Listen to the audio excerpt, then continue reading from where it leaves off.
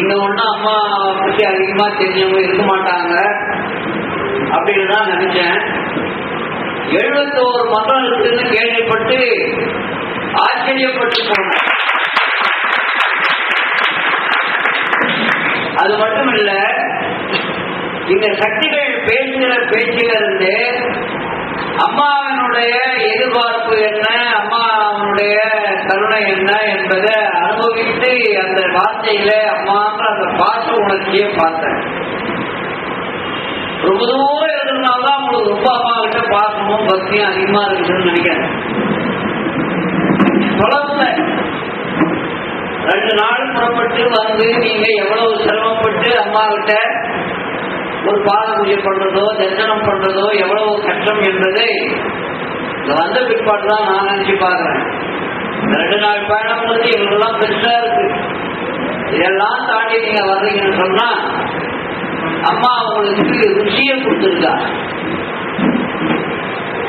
ஆதி பராசக்தி மேல்மருவத்தூர்ல தன்னுடைய அருள் சாம்ராஜ்யத்தை இருந்த இடத்துல இருந்து கொண்டே விஸ்தரித்துக் கொண்டு வருகிறாங்க. இந்த அம்மா எழுந்த எடுப்புல இந்த மக்களிடையே ஆன்மீகத்தையும் பக்தியும் ஊட்டுவதற்காக பல நடைமுறைகளை ஏற்றுக்கொண்டவர் பகிர்ந்து கொண்டார். நாங்கெல்லாம் சாதாரணமான ஆள் இல்லை. 72 வயசு எனக்கு. 27 வயசுல நான் ஒரு தமிழாசிரியரா ஹைஸ்கூல்ல இருந்தேன். நான் பள்ளிக்கூடத்து பிள்ளைகளுக்கு என்ன பாடம் சொல்லி கொடுப்பேன் தெரியுமா? இந்த நாடு ஏன் குட்டிச்சவரா போச்சு தெரியுமா?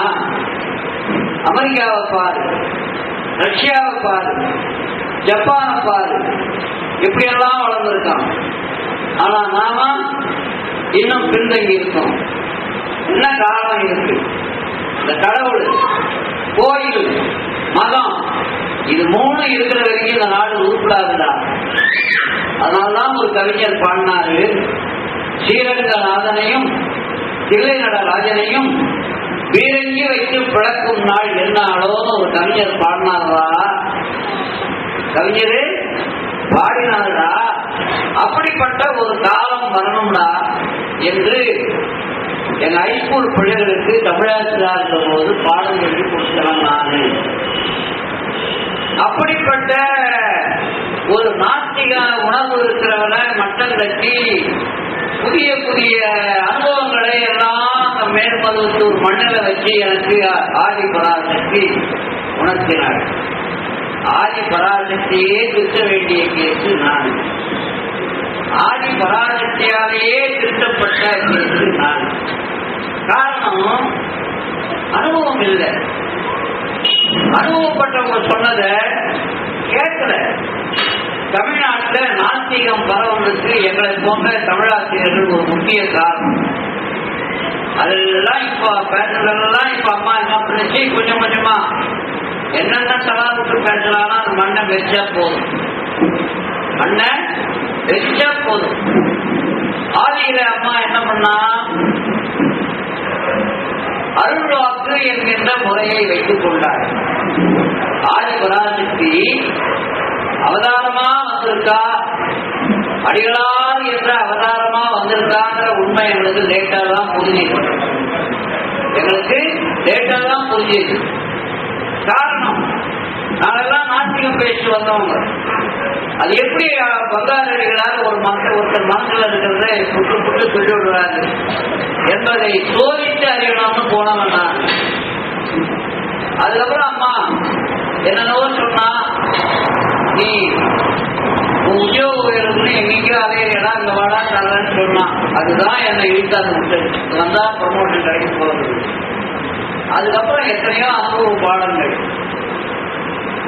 ஆதிபராசக்தி அடிகளாராக அவதாரமாகி வந்திருக்கிறாள் என்ற உண்மையை காலம் கடந்துதான் நாங்கள்லாம் தெரிஞ்சுக்கிட்டோம். உலகமும் கொஞ்சம் கொஞ்சமாக தான் புரிஞ்சுக்கிட்டது. அவதாரம்னா என்ன, இறங்கி வர்றதுன்னு அர்த்தம். ஆதி பராசக்தி பெரிய பரம்பொருள். பரம்பொருள் 1000 கோடி சூரிய பிரகாசம் கொண்ட ஒரு பெரிய சக்தி, ஜோதி. அது நம்ம கண்ணால பார்க்க முடியுமா? சித்திரை மாசத்து வெயில்ல உச்சி வெயில்ல சூரியனை நேருக்கு நேரம் பார்க்க முடியுமா? கண்ணு போயிடும். சில சித்தர்களை பார்க்கறதா பார்த்தாலே கண்ணு போயிடும். சில தெய்வங்களையும் தேவர்களையும் கண்ணால பார்க்க முடியாது, அவங்கள பார்த்தாலும் நம்ம கண்ணு போயிடும். அப்படின்னா ஆதிபராசக்தி சுப்ரீம் பவர் இல்லை, அதை நம்ம கண்ணால பார்க்க முடியுமா? இப்படி ஒரு பெரிய சக்தி ஆதி பராசக்தி, அது நமக்காக ஒரு மனுஷ வேலை தாக்கி வந்திருக்குது. அதான் எளிவந்த கருணை. தன் நிலையை விட்டு இறங்கி வந்ததுதான் அவதாரம். பரம்பொருள் தன்னுடைய எல்லையில்லாத கருணையினால மனித குலத்தை காப்பாற்றணுன்றதுக்காகவும் இவங்களுக்கு ஒரு நல்வழி காட்டணுன்ற காரணத்துக்காகவும் இறங்கி வந்து பாருங்க. தன் ஸ்டேட்டஸை விட்டுட்டு, தன் நிலையை விட்டுட்டு, அந்த இறங்கி வர்ற கருணையை தான் அவதாரம் கீழே இறங்கி வர்றது அப்படின்னு சொன்னாங்க. அம்மா சமீபத்தில் சொன்னாங்க, அவதாரம் என்பது உலகத்தை ரட்சிக்க வந்த கடவுள்னு அர்த்தம் தான். சமீபத்தில் அவதாரம்னா உலகத்தை ரட்சிக்க வந்த கடவுள். அந்த கடவுளாகத்தான் நானே இப்போ அடிகளாரை உங்களுக்கு கொடுத்திருக்கிறேன், குருவாக கொடுத்திருக்கிறேன். எல்லா ஆரம்பத்தில் எனக்கு புரியல, எல்லாம் சாமியை திட்டு வந்தவங்க தானே நாங்கள்லாம். ஆகினால படிப்படியா ஒரு உண்மை அம்மா எங்களுக்கு சொல்லிச்சு. ஆரம்ப கால அருள்வாக்கு கேட்டதுல நிறைய எங்களுக்கு அதுல ஒரு நான் ஒருத்தன் நிறைய சந்தேகங்களை அம்மாவை கேட்பேன். ஆன்மான்னா என்ன, ஊழ்வன் என்ன, அது ஏன் எங்களுக்கு அப்படி வருது, அது எப்படி வருது, இதெல்லாம் தோண்டி திருவி கேட்டவன் நான். சரி, அதான் உண்மை. அம்மாவுக்கு பேசப்படுறது எதை பேசுறது எதை விடுறதுன்னு தோணுவேன். ஆகையினால அவதான் மருவத்தூரனுடைய மகிமையே ஆதிபராசக்தி அடிகளார் என்கின்ற மானுட சட்டை தாங்கி இறங்கி வந்தது. இது இறங்கி வந்ததுன்னா நம்ம அருள்வாக்கு கொடுத்து, இந்த அருள்வாக்கு சொல்லும் போது நான் ஆன்மாக்களோடு உரையாடுவதற்காகவே இந்த அருள்வாக்கு என்கின்ற முறையை இங்கே வைத்துக் கொண்டேன் அப்படின்னு சொல்லிச்சு. இதை உலகம் புரிஞ்சிக்கல, மேல்மருவத்தூர்காரனும் புரிஞ்சிக்கல. என்னவோ பங்காரு வாக்கியாரு புரி சொல்றாரு என்றுதான் ஆரம்ப காலத்துல எல்லாரும் பேசினாங்க. இது ஏதோ ஒரு குறிமேடை அப்படின்னு நினைச்சாங்க. ஆகையினால ஒரு நாட்டில் எத்தனையோ குறிமேடை இருக்குது. மாரியாத்தா கோயில், பொன்னியம்மா கோயில், அந்த மாதிரி மற்ற தேவதைகள் இருக்கு. அதுக்கு ஏதோ ஒரு மனுஷனை வசப்பட்டீங்கன்னா மருள் ஆடுறது, சாமி ஆடுறது, அது மாதிரி குறி சொல்றது என்று பல பேர் நினைத்தார்கள். அப்படிப்பட்ட காலத்துலதான் அம்மா தன் மருத்துவத்தை எங்களுக்கு சொன்னாள். மருத்துவத்தை சொன்னாள். ஓடுவதும் நானே, உடைவதும் நானே, காடும் நானே, களம் நிலமும் நானே.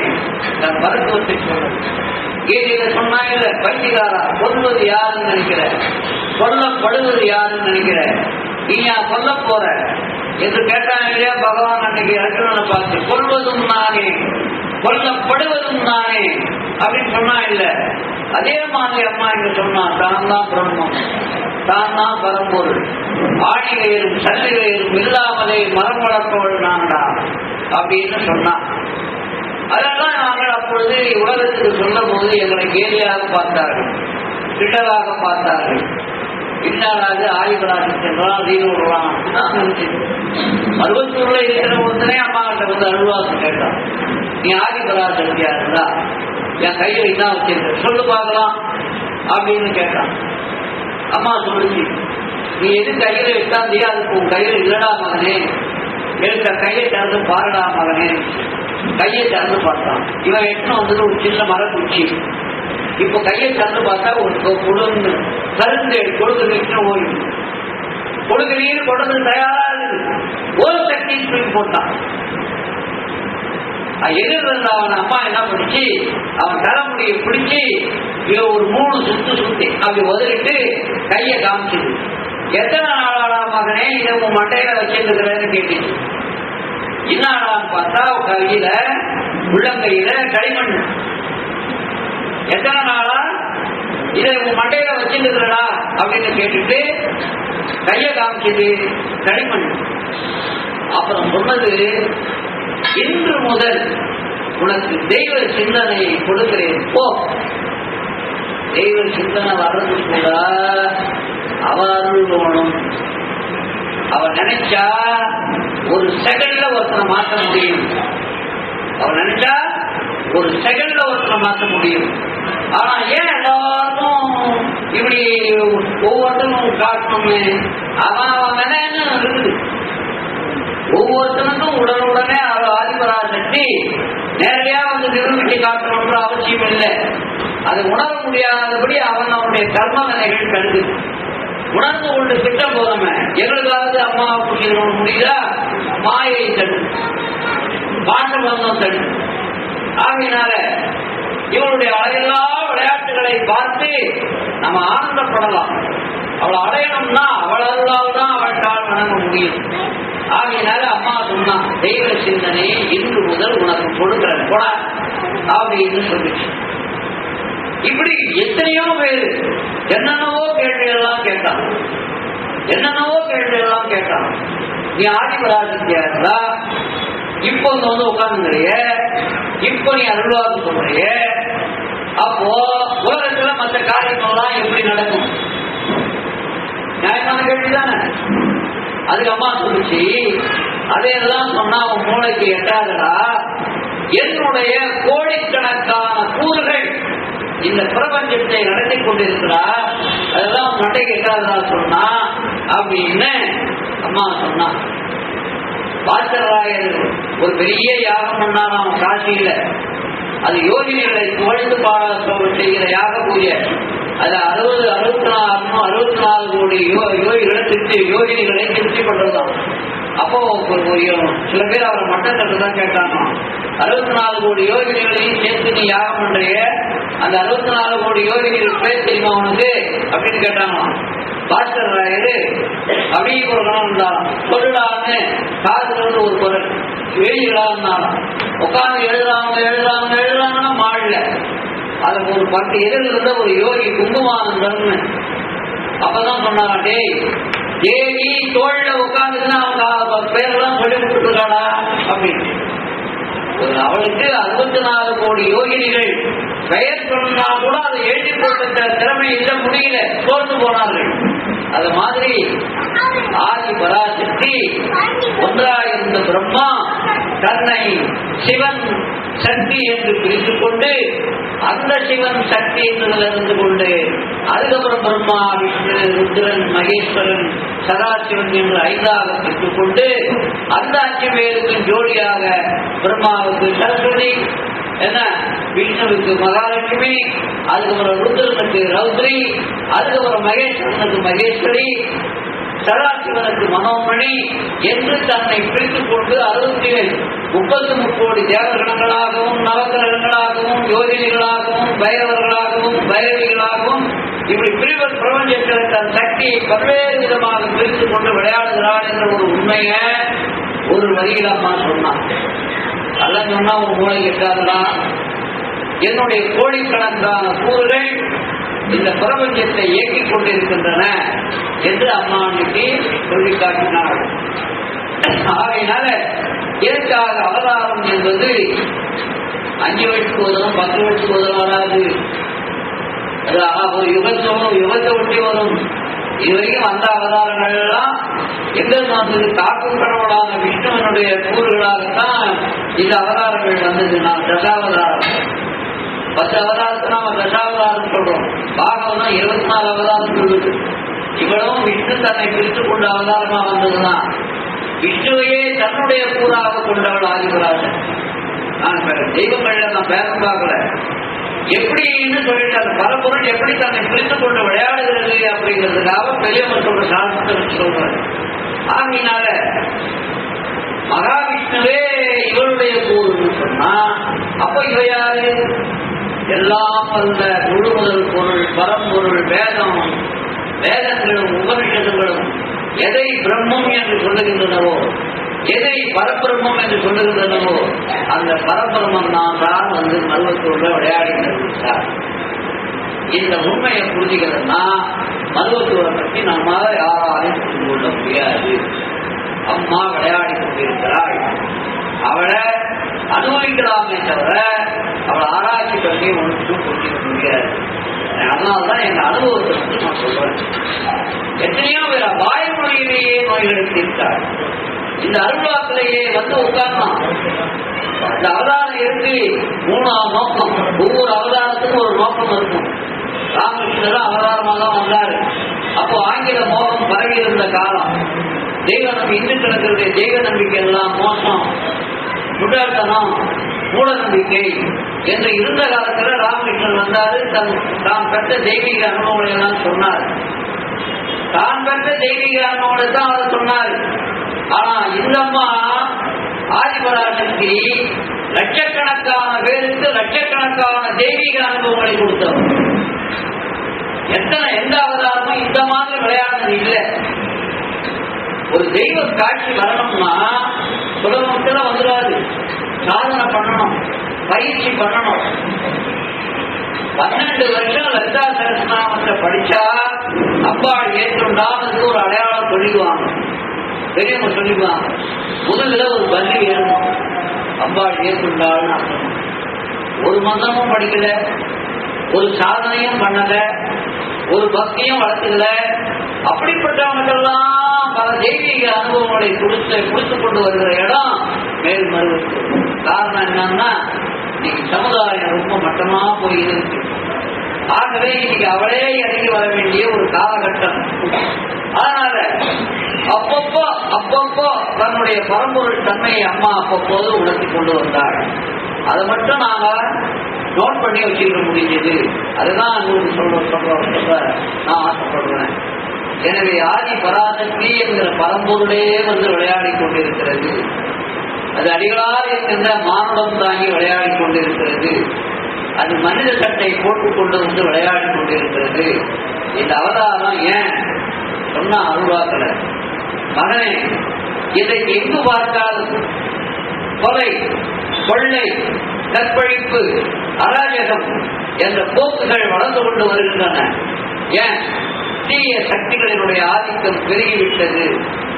ஆகையினால இவையெல்லாம் தணிய வேண்டுமானால் மக்களிடையே தெய்வ நம்பிக்கை, தெய்வ பக்தி, ஆன்மீக உணர்வு வர வேண்டும். அதற்காக இந்த அவதாரம். தெய்வ நம்பிக்கை, தெய்வ பக்தி, ஆன்மீக உணர்வு, இந்த மூன்றும் வர வேண்டும் என்பதற்காக இந்த அவதாரம் நம்பர் 1. 2வது நோக்கம் பெண் குலத்தை ஆன்மீக வழியிலே உயர்த்துவதற்காக இந்த அவதாரம். இப்ப அந்த மேடையிலே பாருங்க, இவங்கதான் மெஜாரிட்டியா இருக்காங்க. பெண்களை ஈர்க்கும் சக்தி என் இயக்கத்திற்கு உண்டு. அம்மா சொல்லுவார், அவளுக்காக நான் வந்திருக்கேன். நாமெல்லாம் இன்னும் வீடு வாரி மந்திரம் படிச்சாலும், நாமெல்லாம் இன்னும் வீடு வீடு தொட்டு கொண்டாலும் நமக்கு 50 மார்க் தான், அவங்களுக்கு 75 தான். ஏன்? காலகாலமாக அவர்களை நாம் ஒதுக்கி வைத்தோம். பெண்கள் கருவறையில போதா ஏதோ ஒரு அசுபாவிதம் நாட்டுக்கு கெடுதல்னு இது வரைக்கும் சாஸ்திரம் சொன்னாங்க. எவனா எழுதணும் சாஸ்திரம்? நான் சொல்றேன், பெண்களை கருவறையில் பெண்கள் வழிபடத்தான் அந்த அழிவுகள் குறையும். பரம்பொருளே டிக்ளேர் பண்ணி சொல்றாங்க. இது புரியாத சில மடாதிபதிகள் ஏதோ சாஸ்திரத்தை கட்டின்னு அழுகுறாங்க. பெண்களை யாரும் பண்ண வச்சு மழையை கொடுத்தாலே சென்னையில மெட்ராஸில் தண்ணி பஞ்சம், குடிநீர் பஞ்சம் ஏற்பட்டது. எல்லாம் மெட்ராஸாரெல்லாம் வந்து கேட்டாங்க, அம்மா குடிநீருக்கு கஷ்டமா இருக்கு. எம்ஜிஆர் ஹைதராபாத்துக்கு ரயில் அனுப்பி அதுக்கு தண்ணி கொண்டாந்து மெட்ராஸை காப்பாற்றணும்னு நினைச்சார். அந்த மாதிரி நேரத்தில் பெண்களை வைத்து ஒரு ஆன்மீக வேட்கை நடந்து, ஒரு ஆன்மீக மாநாடு நடத்தி மழையை கொடுக்குறேன் என்று சொல்லி மழையை பெண்மணிகளே வச்சு யாகம் பண்ண வச்சு அம்மா மழையை கொடுத்தாலே அப்ப இவன் பரம்பொருளா இல்லையா? ஆகினால பெண் குலத்தை உயர்த்துவதற்காக இந்த ஆன்மீக வழியிலே உயர்த்துவதற்காக இந்த அவதாரம். 3வது அடித்தளத்து மக்களை ஆன்மீக வழியிலே உயர்த்துவதற்கு இந்த அவதாரம். இதெல்லாம் போய் எந்த சாமியாரே அம்மா பக்கத்தில் வச்சுக்கிறேன் நான் சொல்ற கருத்துக்களை போய் சொல்றான்னு சொல்லல. ஆன்மீகமே தெரியாத திமுக திராவிட கழகத்தில் பிரச்சாரம் பண்ண என்ன மாதிரி ஆளுகளை அம்மா பிரச்சாரம் பண்றாங்க. புத்தன், முனியன், குப்பன், சுப்பன் எல்லாரும் யாருக்கு கற்றுக்கிட்டு போடுறா. நான் சொல்ற மாதிரி சட்டம் போடு, மழை கொடுக்குறேன் செய்து காமிச்சாரு. அப்ப இவன் சாஸ்திரம் பெற்றா இவன்